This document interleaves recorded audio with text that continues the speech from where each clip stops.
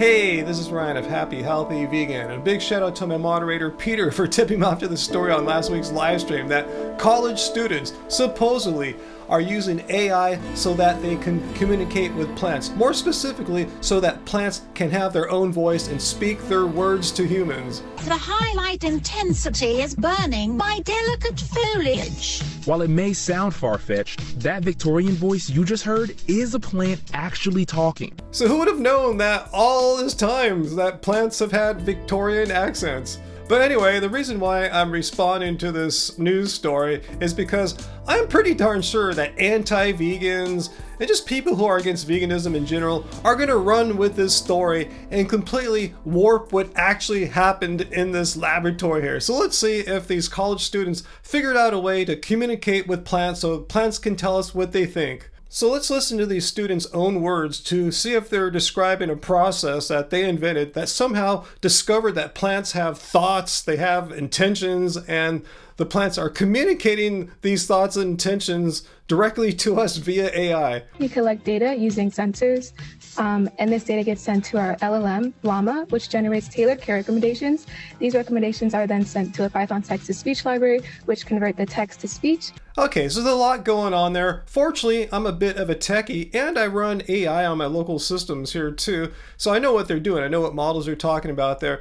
And they didn't discover that plants have sentience or feelings or anything like that, and they're not making that claim. I'm saying anti-vegans are going to make that claim. Here's exactly what they're doing. So basically what's going on, these students are placing certain kind of environmental gathering data sensors into the plant soil, such as to measure humidity, temperature, things like that, not to measure sentience or happiness or anything like that. Very specific environmental variables.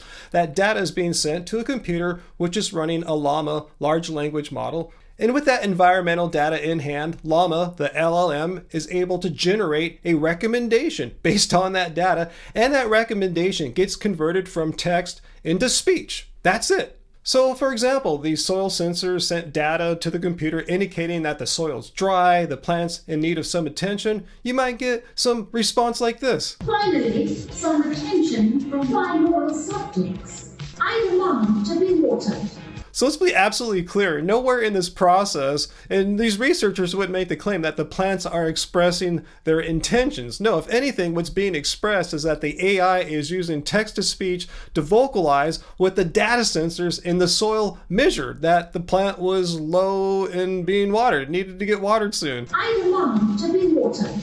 I mean, that's all it's doing. It's not like somehow because technology has evolved artificial intelligence that we can now somehow magically wake up plants and have them speak their intentions and feelings. Remember, all that the plant can vocalize here via text-to-speech on the computer are merely just the recommendations or suggestions that the large language model made based on the environmental data gathering sensors as to what should be done to best care for this plant. So maybe it's time for some fertilization.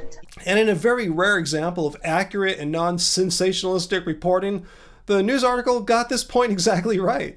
In even simpler terms, using AI and real-time data, the group has found a way to have plants say exactly what they need to survive. And let me make it totally clear to you, in case you're still not convinced that what these students are doing here does not prove or indicate that plants have sentience. Let's take their exact setup here, and instead of putting the sensors into the soil of plants, let's put those sensors into, like, say, mud, or even poop, whatever you want. It doesn't have to be in plant soil. Let's just put it in poop.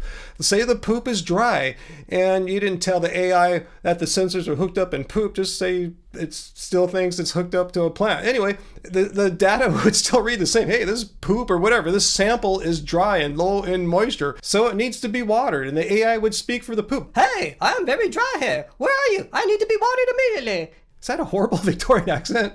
Yeah, that was awful, guys. Please don't try to cancel me or anything, and I apologize to all our viewers in Great Britain. I know that sucks. But my point of walking us through this thought experiment involving hooking the sensors up to poop was because if an anti-vegan were to argue that, hey, look, what these students did here proves that plants have feelings. Well, using their same logic, using the same experiment that the students did, you would have to agree, well, if we hooked the sensors up to poop and we had the same Victorian accent coming back at you telling the poop needed to be watered, you would also have to agree that poop poop is sentient, which no one wants to hold. That's completely absurd. And equally, to believe that plants are sentient based on this experiment is totally absurd as well. And once again, these researchers aren't claiming that plants have feelings or have sentience, and their experiment is reading their feelings, and nowhere in the article do the reporters claim that plants have feelings or anything like that.